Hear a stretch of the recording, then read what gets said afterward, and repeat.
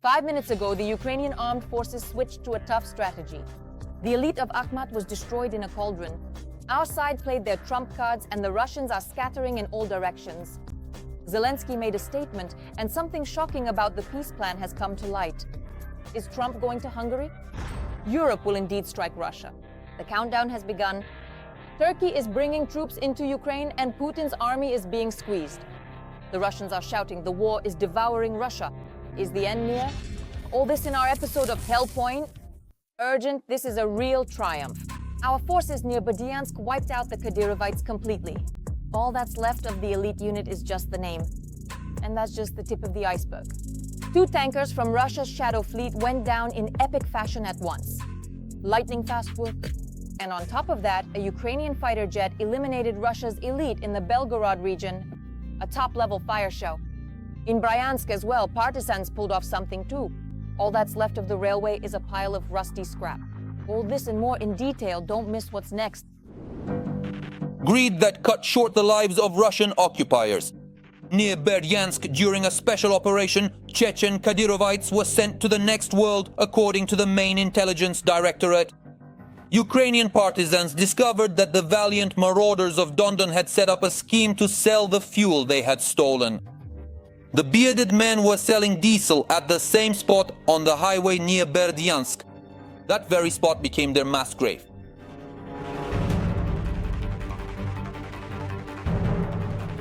As a result of a precise strike by the main intelligence directorate, 2 vehicles used by the Akhmat fighters were successfully hit.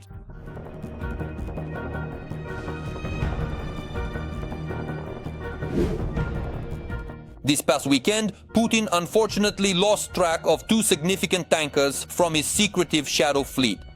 They had been under international sanctions for their involvement in transporting illicit Russian oil, and were subsequently attacked in the waters of the Black Sea by advanced Ukrainian Sea Baby drones.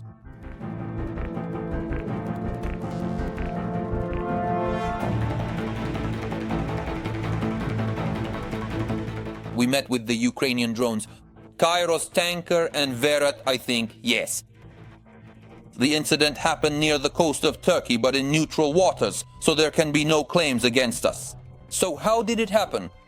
So it turns out these were SBU drones. Well, that's what historians are saying. But the sources seem to be not just ordinary, but very special, because they leaked, among other things, the video. And this is an attack on... And Russian tankers are certainly going to have truly unbelievable and incredible adventures. We actually decided to impose our own sanctions on this issue. We're attacking not only Novorossiysk, not only Tuapse, but also accordingly those tankers that are transporting oil. Well, or these ones in particular. Russians will find no peace, neither at sea nor on land. In fact, the armed forces of Ukraine are giving the occupiers no respite on any section of the front, without exception. Ukrainian border guards shared a video report on the work they have done.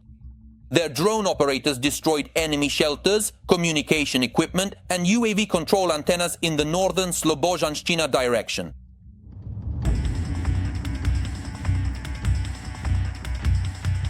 As a result, the enemy in this area has effectively lost its eyes and ears and is temporarily unable to conduct full-scale combat operations. The situation is no better for the enemy in their own rear. There, on the outskirts of the village of Mokra or Livka in the Belgorod region, our MiG-29 fighter from the Ghost of Kyiv unit delivered a precision strike on the occupiers' command post.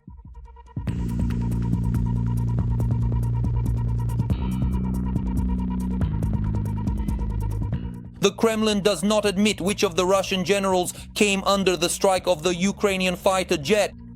However, Ukrainian intelligence hints that, as a result of the raid, the Russian army may be missing several high-ranking officers at once. Top army brass.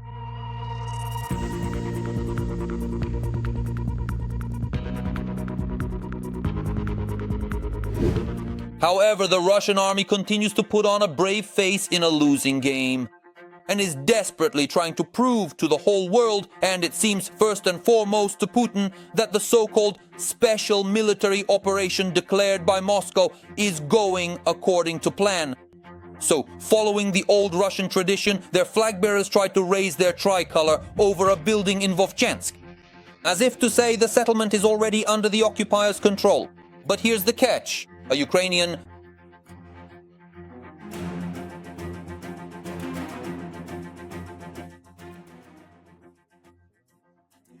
drone didn't agree with them. And here are unique shots from a Ukrainian unmanned ground vehicle. Equipped with an M2 Browning machine gun, it encountered Russian armored vehicles on the road in the middle of the night.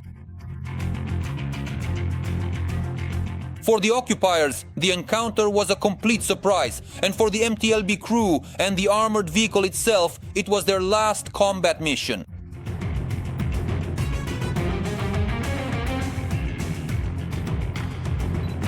They were left not only without equipment, but also without the means to transport it.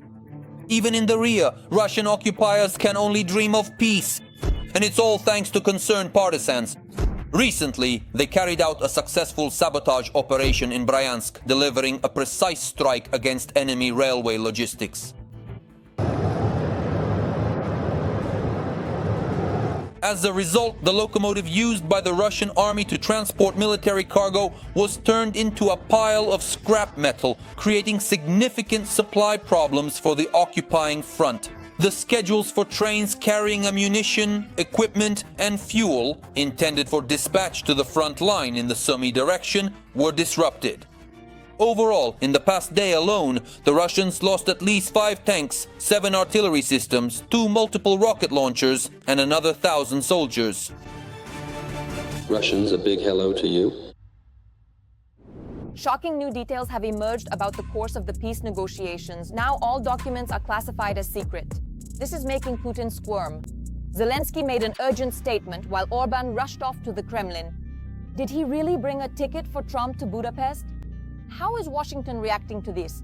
And could this game between Russia and Hungary end up being a ticking time bomb for them? More on this in just a moment.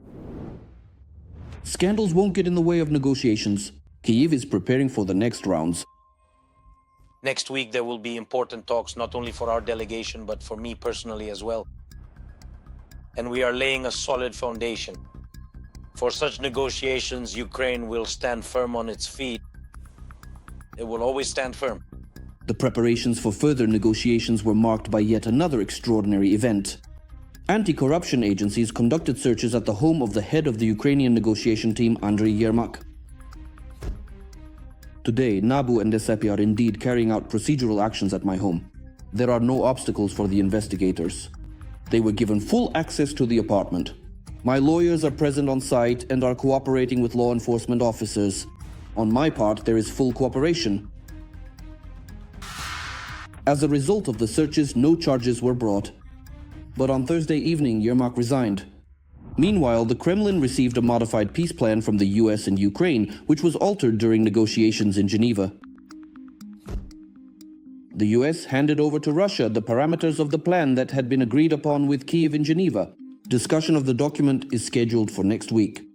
It is now absolutely clear to everyone, especially after the leak of these tapes, the unification of Dmitriev, Ushakov and Vitkov around the so-called US plan, the peace plan, that this was a special operation by the Kremlin. After the previous 28-point US plan was leaked to the press, causing a serious stir and a wave of criticism, the White House classified the latest version of the peace plan. And now even European diplomats do not know what is in the document. This is an unprecedented situation from a diplomatic point of view. None of us have this information. At the same time, Putin's Trojan horse in Europe, Viktor Orban, arrived in Moscow for a visit. At the meeting with the Hungarian Prime Minister, Putin tried to revive the idea of negotiations with Trump in Budapest. This was Don's proposal. He immediately stated that we possess exceptionally good relations with Hungary, and you also maintain very strong relations, and indeed so do I personally. Of course, we would be absolutely delighted to do so at a later, more convenient time. And in the course of our negotiations, if it comes to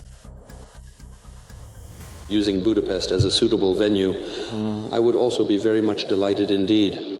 Orban's visit, the Prime Minister of Hungary, is precisely about Moscow setting up the next trap. And all of this is happening in parallel. With the fact that they are supposedly considering the US peace plan already revised in Geneva, no, we need to clearly understand that they are not interested in this revised plan. Moscow's goal is to deceive Trump. Lies, manipulation, distortion of concepts, and simulated activity. Putin and his gang are doing everything possible not to take real steps toward ending the war, but at the same time not to spoil relations with Washington. Now, we can already clearly see that at this particular stage, the significant idea of Pest as a potential and very important meeting place for both Donald Trump and Vladimir Putin is indeed resurfacing once again. And of course, this is happening entirely without the involvement of Kyiv and Brussels.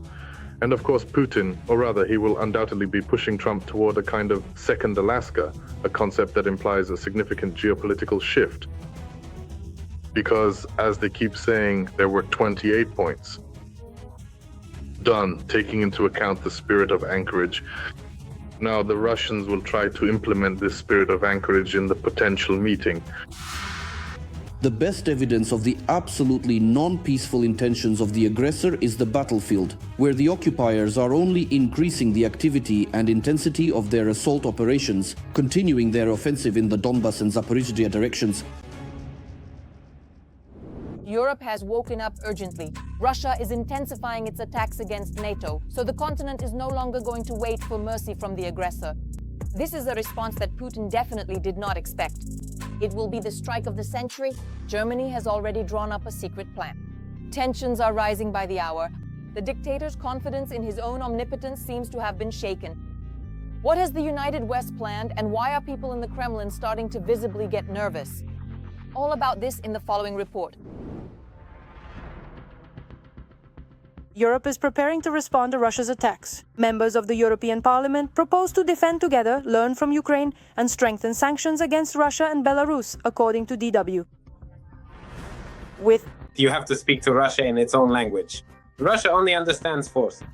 That's why Russia has a great relationship with Turkey, despite the fact that Turkey shot down his plane and didn't say it was a mistake. They apologized for what they did, but at the same time made it clear, we made you submit. A day later, the publication Politico also wrote that Europe is considering retaliatory actions against Russia. As of now, talking about any more serious response from Europe unfortunately still seems premature to me, even though it is obvious that aggression against Europe from the Russian Federation has been going on for a long time. Either Russian drones are flying in, or the drones that enter Europe are mostly launched by people connected to the Russian Federation. Europe is still not psychologically or even emotionally ready to resort to, let's say, the extensive use of military pressure mechanisms or even more forceful diplomatic measures. According to journalist sources, the ideas for retaliation against Russia range from joint offensive cyber operations and rapid coordinated identification of the source of hybrid attacks to unexpected NATO-led military exercises. The most concrete plan, judging by the Wall Street Journal's description, is Germany's. The country has developed a secret plan to prepare for a possible war with Russia. In Germany in 2022, they also thought maybe the fire is just against Ukraine and that's it. But in 2023, around the end of the year, the German Council on Foreign Relations prepared a report that included the phrase that, in the event of Ukraine's defeat, a war between Germany and Russia would be a prospect within 6 to 10 years. In other words, this doesn't mean the war is cancelled. The war might be postponed, but over a longer period, it will still happen. After that, in Germany, people said, no, it won't be 6 to 10 years. The war could start in almost a year. In more than 2 years, the Germans have created a document that provides for sending up to 800,000 NATO troops, including units from Germany and the US, to the east, to a hypothetical front line. Sources from the Wall Street Journal claim that the plan details the logistical routes along which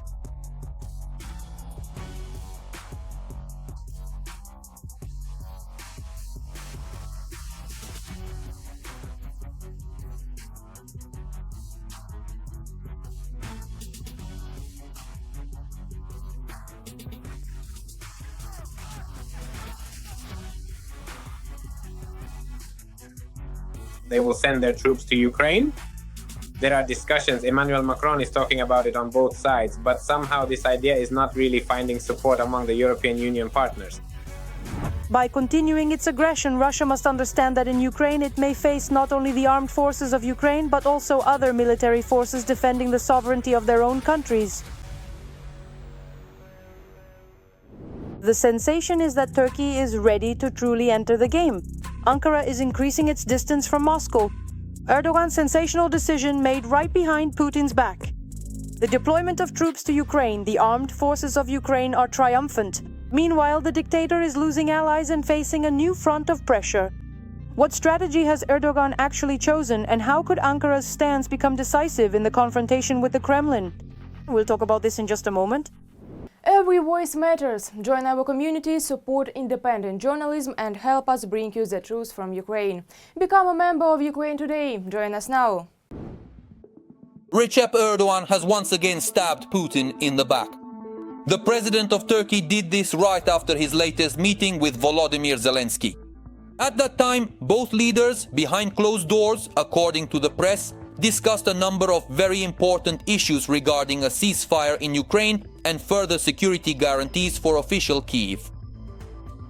President Erdogan and his Ukrainian counterpart Volodymyr Zelensky stated that the talks were constructive and positive, although no real details about the negotiations themselves were provided. This sparked an even greater wave of rumors in political circles. While some reliable sources allegedly claimed that Erdogan tried to persuade Zelensky to accept capitulation and agree to the Kremlin's proposal, others said the opposite. They insisted that the Turkish president was discouraging the Ukrainians from accepting Putin's peace plan and was urging them to ramp up military production. They also discussed the growing defense cooperation, stating that the results of this collaboration will be seen in the future. And here is the result. The Turkish Ministry of Defense has officially announced its readiness to deploy troops in Ukraine. Allegedly, they have been put on high alert, and Ankara is ready to send a contingent as soon as tomorrow. wherever there is a need for peace, security, and stability, the Turkish armed forces are the first to come to mind. This is a vivid testament to the capabilities, effectiveness, deterrent potential, and authority of the Turkish Air Force. It seems Erdogan has made his choice. He deserves credit for that. All these years, he has skillfully managed to sit on two chairs at once. He managed to help Ukraine, while at the same time buying energy resources and weapons from Moscow, all the while being a member of NATO. In the first few years of this conflict, Erdogan stated that he is essentially the only person who has good relations with both Moscow and Ukraine, is a NATO member, and also has close ties with Washington. As for what comes next, things get more complicated, and Erdogan is much less willing to continue his friendship with the bloody Russian dictator. After the latest sanctions imposed on Russia, buying oil and gas has become an issue. Ankara is no longer able to purchase them in former volumes at reduced prices. And that means Turkey has no need to coddle Putin and Russia anymore. It's worth noting that over the past few months, relations between Turkey and Moscow seem to have cooled off a bit. Although Erdogan still communicates with Putin, it's not as often as before. There have been fewer face-to-face meetings. And one of the factors contributing to this is that with Trump's election as president, Turkey has significantly improved its relations with Washington. And especially Erdogan's personal ties with Trump have become very close. But for the Kremlin, the friendship between Trump and Erdogan threatens to be a disaster. Without the blessing of the Turkish president, Russia could lose a huge portion of its grey imports and dual-use goods, which are actively brought into the Russian Federation, including through Turkey. Storage process. And the destruction of economic ties with Russia is happening across all directions. Turkey has been a major partner of the Russian Federation for a long time, and not only in the energy sector, but also in a colossal amount of economic cooperation. But Turkey will also be destroyed.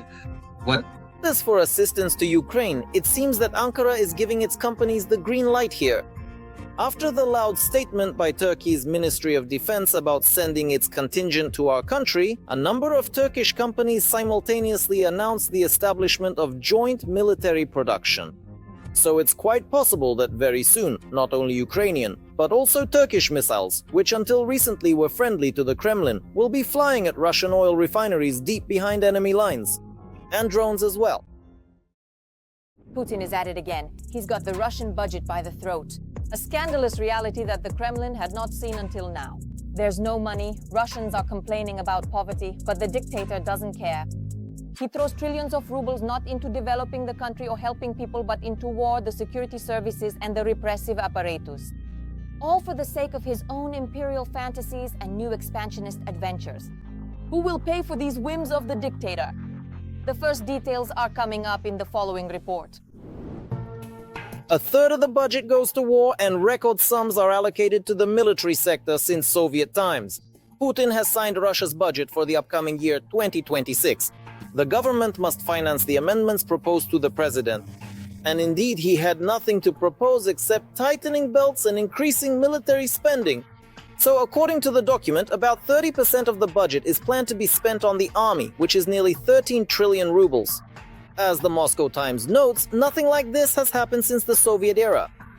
Also, just under 4 trillion is allocated to the national security category, which funds the Ministry of Internal Affairs, the National Guard, Special Services, and the penitentiary system. All these agencies, to one degree or another, are also involved in the war against Ukraine. According to experts, the budget simply cannot withstand such a burden. All these statistics really strongly remind me of the late Soviet period, when they tried to use some single attractive indicator to improve the overall picture for GDP or inflation. Well, in short, you get it. Basically, everything is a mess, inflation is high. GDP is at 0, and in the fourth quarter we expect it to be negative. All the official figures they provide are, well, not exactly made up, but they do try to embellish them with some isolated good indicators.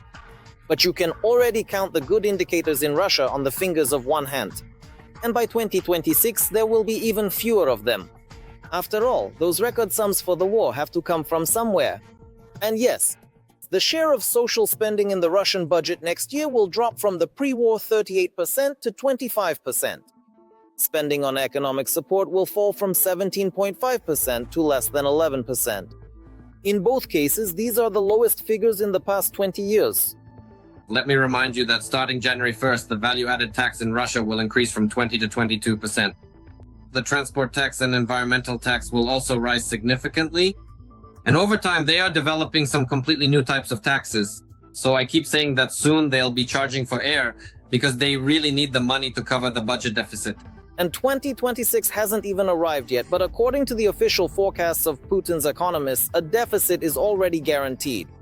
After all, the country expects to earn just over 40 trillion rubles, but they're planning to spend over 44, and the difference, just for a second, is $166 billion. Of course, they need to be told that the high inflation we're seeing today, and in reality it's not going anywhere, remains high. They need to be told that this is being explained away by some so-called temporary factors, and they need to be told that supposedly the overall numbers look good. At the same time, some indicators are lagging behind dramatically. For example, the regional budget deficit is projected to be around 800 billion rubles, and the aid from the Kremlin is only planned at...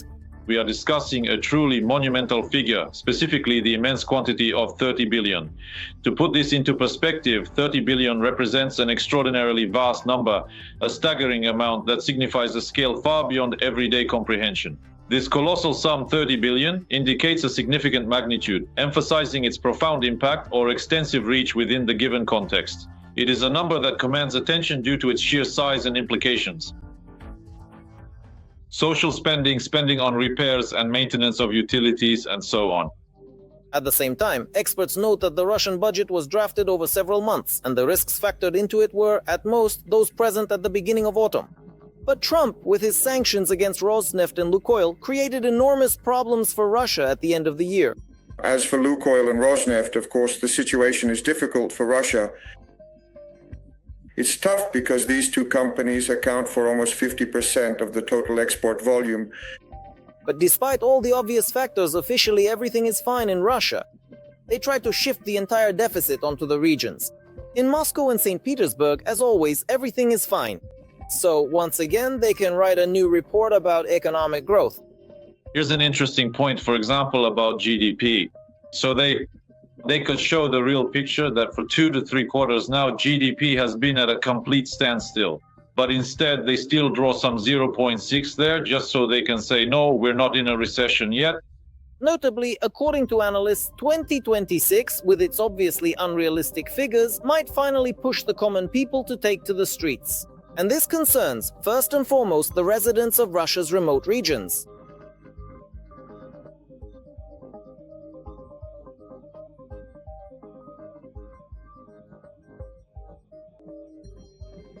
The main wealth isn't even in the European part of Russia, but beyond the Urals.